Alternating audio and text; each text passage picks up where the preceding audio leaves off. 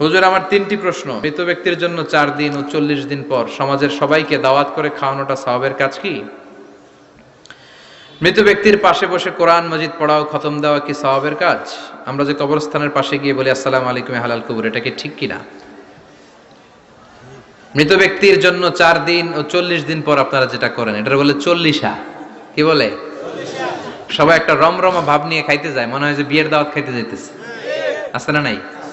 তো যে মরছে আপনি তার জন্য কাঁদবেন, দোয়াই না করবেন, এত খুশি কেন আপনাদের? আপনি খাওয়ান, খাওয়াতে দোষ নাই। আপনি মাইয়েতের রূহের মাগফিরাতের জন্য খাওয়ালে মৃত ব্যক্তির গুনাহ আল্লাহ মাফ করবে, সেটা ঠিক আছে, কিন্তু খাওয়াবেন মিসকিনদেরকে, ইয়াতীমদেরকে, তারা বেশি হকদার। এখন দেখা যায় 40 মিসকিনদের জায়গা কম, এলাকার পয়সাওয়ালা লোকেরা এসে লাইনে বসে থাকে, আমি দেখেছি যেটা। কিন্তু দরকার ছিল, আমার আব্বা মারা গেছে, এই এতিমখানায় আমি একটা গরু দিয়ে দিলাম, ওরা সারা বছর খেতে পায় না, ওরা খাবে, খেয়ে আমার আব্বার জন্য দোয়া করবে, ঠিক কিনা?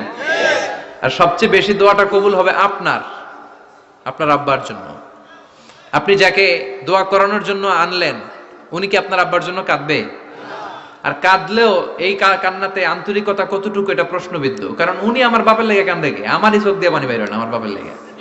ঘটনাটা এরকম, তাই না? আপনার বাবার জন্য আপনি কাঁদবেন, ভাড়া করে কাউরে এনে কান্না করানোর দরকার নাই।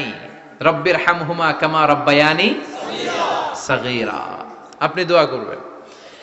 ইসলামকে আমাদের মানতে হবে ঠিক তেমন বিশ্বনবী শিখিয়ে গিয়েছে যেমন। বিশ্বনবীর জীবদ্দশায় বিশ্বনবী ওনার প্রথম প্রিয়তমা স্ত্রীকে হারালেন, নাম কি? খাদিজা।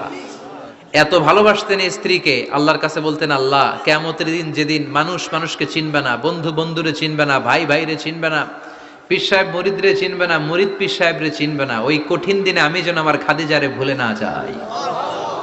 খাদিজাকে কবর দিয়ে বিশ্বনবী দাঁড়িয়ে রইলেন, দাফন দিয়ে দোয়া করলেন, কাঁদলেন। সবাই চলে যায়, বিশ্বনবী যায় না। সাইয়েদনা আবু বকর বললেন, ইয়া রাসূলুল্লাহ চলেন না যাই, অনেক তো হলো। বিশ্বনবী বললেন, তোমার মনে চায় তুমি যাও, আমি বসে থাকবো। আমি এখানে দাঁড়িয়ে খাদিজার কবরের 3টা প্রশ্নের জবাব দিয়ে এরপরে বাড়িতে যাব।